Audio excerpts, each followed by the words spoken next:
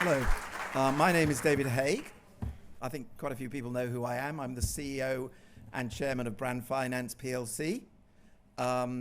Many of you may have been coming to these things for years. This is our 6th iteration, although at least once we didn't actually do it physically, we had to do it virtually because of COVID. But most of the time we've been here. And in the early years, we just had the main day, which is the one tomorrow, which is about the macro political issues. But then 2 or 3 years ago, we decided that it would be much more helpful and relevant to destination marketing practitioners to actually run a day in advance, which is talking about the practicalities of how to translate soft power and nation branding into tangible results in relation to things like investment, tourism, product sales, etc. So for the last 2 or 3 years, we have been doing these events. I'm very pleased to see how many of you there are here. I hope that reflects the fact that we'll have a very active discussion with all of the practitioners. I'm supposed to keep my speech short, so I'm going to do that. The only thing I would say is that it's quite interesting, the timing of our event this year. I mean, really, you could not find a more appropriate timing to be talking about this. And we went to Davos to launch our commercial brand valuations, which we do every year, the top 500 brands in the world. And I went in being very pessimistic and depressed, thinking that, you know, this is the end of the world as we know it because of the Trump gang. But by the end of the week at Davos, it was quite interesting that the reaction was a lot more positive from most of the people that I came across, because although there's a lot talked about the damage that's being done, and we do read about it every single day, there are many people that don't necessarily believe it will really happen, that to a large extent it's bluffing. And so whether that's true or not, I hope it will provide fuel for some of the discussions over the next 2 days. I'm sure there are some who think it's the end of the world and it's terrible and it can only get worse, and others who will go, yeah, it's all a bluff. Now, one of the things, we're financial, and it's interesting how the markets speak. And when the budget happened, we actually had the chief economist of Oxford Economics into Brand Finance office to tell us what the implication of the budget would be. And it was interesting that on the day of the budget, interest rates spiked. Everyone thought it was to do with Rachel Reeves, but this guy said, no, it's nothing to do with her. It's because someone from the Trump team was talking last night about what they're going to do, and markets have decided, based on what they said they're going to do, interest rates are going to go through the roof because they're going to cut taxes, they're going to raise tariffs, and there'll be massive inflation. So the interest rates spiked entirely because of them, not because of her. And I think that's quite interesting, really. There was a thing the other day, last week I think it was, that said the markets are beginning to believe that it's not going to happen, and therefore they are taking an easier view about future interest rates. So their view, hard-nosed financial view, is, yeah, it might be slightly overblown. Anyway, we can debate that over the next 48 hours. Just to get things going, the purpose of this, as I said, is to talk about the practice, because we say that soft power is a way of generating higher effects on things like investment and tourism. And really that underlies Rachel Reeves' theme of growth. And so I'm pleased to say that our first speaker today, who is Rose Wangen-Jones from the London & Partners. She is Managing Director, Marketing, Destination and Commercial of London & Partners. And I think in a nutshell, she is going to talk to us about how the way that they are managing London and London's soft power is going to generate growth, which I'm sure is a very popular message with the government. And so there's a lot of pressure on you to perform. So with that, I will hand to you to do the first speech of the day. Thank you very much.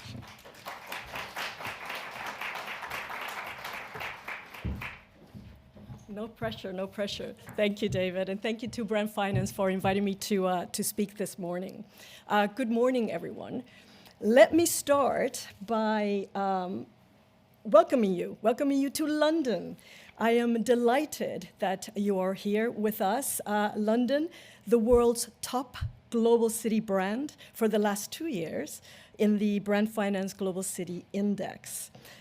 This result recognizes that London's strong international reputation and presence with a particular appeal to students and to visitors.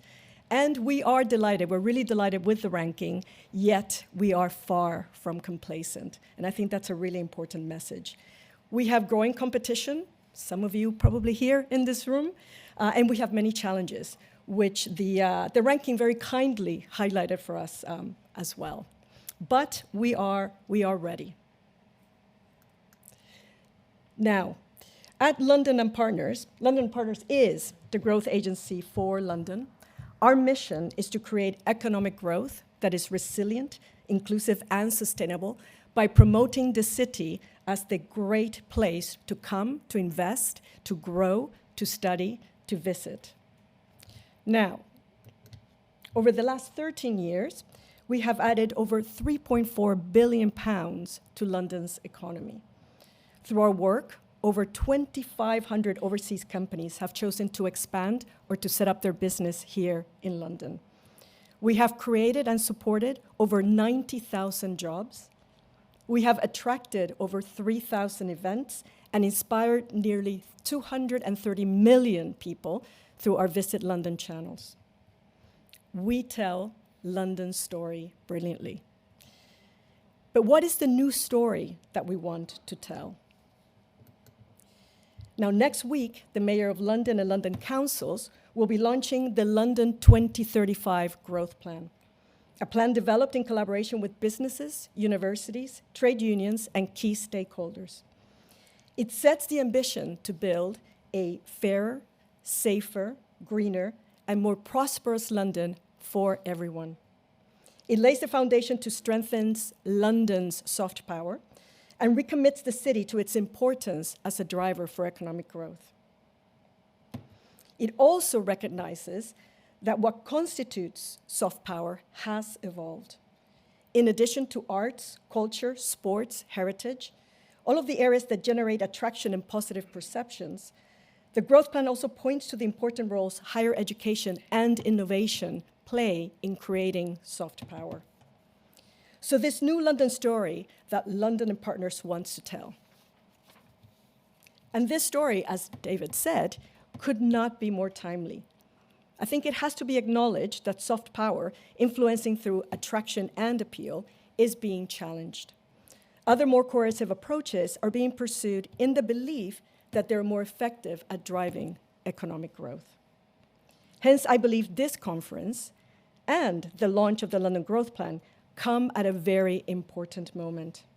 I look forward to the discussions, the insights, the inspiration this group will provide. And growth is not new to London. As a city, we're constantly evolving, innovating, and advancing.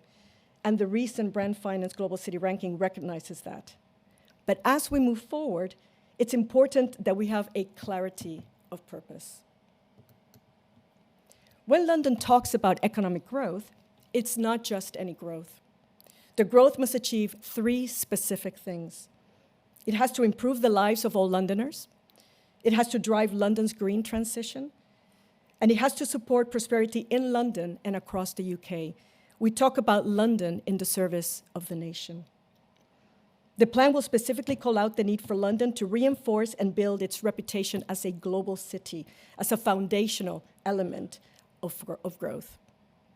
This includes maintaining and promoting the exceptional London experience, which enables us to attract global talent, visitors, and investors. And sharing a narrative that puts London's values at the heart of its global brand. We are diverse, we're inclusive, we're sustainable. The plan focuses on 6 growth sectors, which together become London's new soft power baseline. Life sciences and climate and nature, that is turning scientific breakthroughs into commercial products and services. Now, we're calling this frontier innovation, sectors where there is great untapped potential for London. Then we have financial and professional services, creative industries, experience economy, and international education, which are being aggregated under Global City. Now, these sectors matter beyond their economic contribution alone. Together, they create the core of the city's soft power, positioning London on the global stage. These are sectors where London already excels, but there is more that can be done. Now, London is a brilliant place to live. It has a buzzing mix of culture, food and drink, events, shopping, and green spaces. People from around the world can feel they belong in our diverse local neighborhoods. This London experience attracts the brightest, most ambitious people to study, to build careers, and start companies. This matters because the growth sectors are all people-powered. London's diverse, open-minded, skilled population is our greatest asset. So, London students, tourists, and culture are not a nice-to-have. They are the very foundations of our prosperity. We need tourists to sustain the lifestyle which attracts the best talent, which in turn drives growth and attracts investment. Then it's the role of London as a destination. London as a destination is the magnet. But a place, it's more than a collection of buildings. A place is where things happen. Now, London city centre is one of the most productive places on planet Earth. It is home to a dense mix of global financial services, significant visitor destinations, world-class culture and innovation, and some of the most sought-after office space in the world. In 2023, the annual gross value added of the Central Activities Zone was a staggering £315 billion. That accounts for about 11% of the UK total. It draws workers from the rest of London, the wider southeast, and beyond. But the shape of London is changing. The city centre itself has expanded in the last 2 decades with new, highly productive clusters in places like the Knowledge Quarter in King's Cross, Battersea in the south, and White City in the west. Developing those destinations, those places of the future, are a key focus of the growth plan. And we know how to create vibrant places that generate attraction and build the city's reputation and create economic growth. Let me share the story of one of these vibrant new destinations. Now, nearly 2 decades ago, there was a shared vision, one that recognized the potential of East London, one of the most deprived parts of the capital. The conversion of an underused industrial heartland into a rich, biodiverse, exciting, and attractive destination and a thriving residential and business district. A vision indeed. Then came the opportunity. The 2012 Olympic bid, and with it, the creation of the Queen Elizabeth Olympic Park. This became the catalyst that could deliver the vision of urban regeneration. Later on, the opening of the Elizabeth line further established the park as a destination. Now, no story is complete without the people who shape it. Collaboration has been a key factor of success at the park, helping bring the vision to life.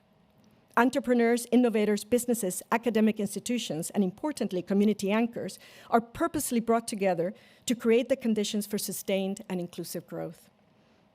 This requires embracing flexibility and agility and understanding the power of the collective to reach the project's full potential. And the story has an exciting ending.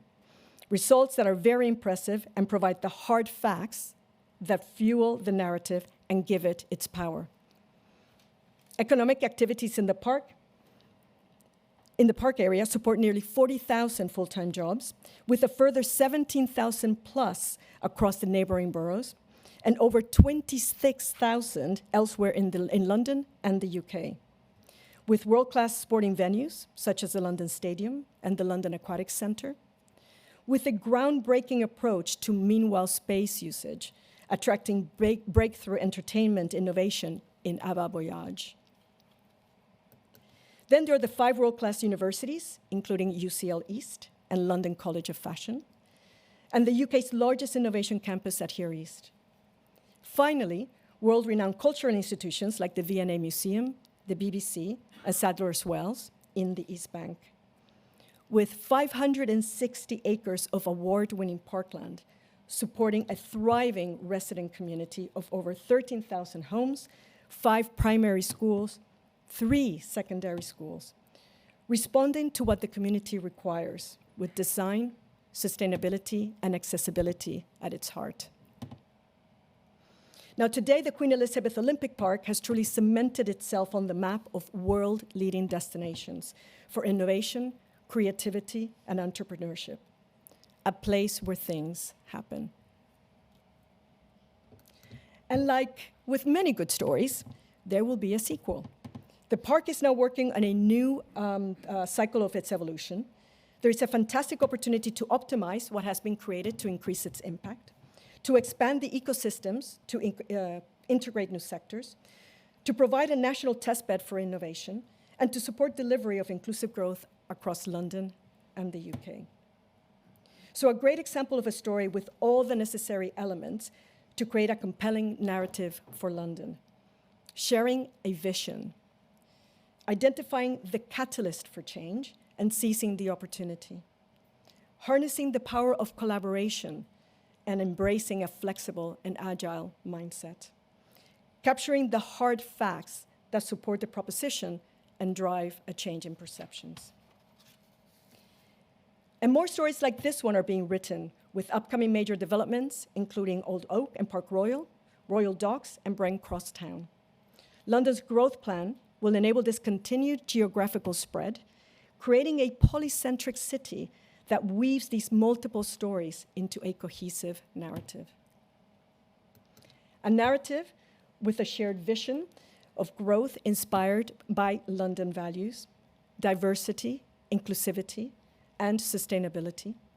A narrative with a catalyst, the plan itself, which provides focus, direction into the future. A narrative with a varied cast of characters, collaborating for collective action in an agile and flexible way. A narrative that will be supported by the hard facts we will gather along the way, shifting perceptions and building London's reputation into the future. Now, the conference's agenda will cover many of these topics, with many nations sharing their own story and their own journey. The conversations will be valuable, particularly, as we've said, at a time when the efficacy of soft power, of influencing through appeal and attraction, is being questioned. Now, in London, with the launch of the growth plan, we are building on our global city status and using soft power to strengthen London's attractiveness and reputation. And at London and Partners, we are ready to tell this story brilliantly. Now, over the next 2 days, let's work together and collaborate. Let's listen to each other and learn. Let's apply, innovate, and share, and continue to generate the hard facts that make soft power an indisputable driver of economic growth. Thank you.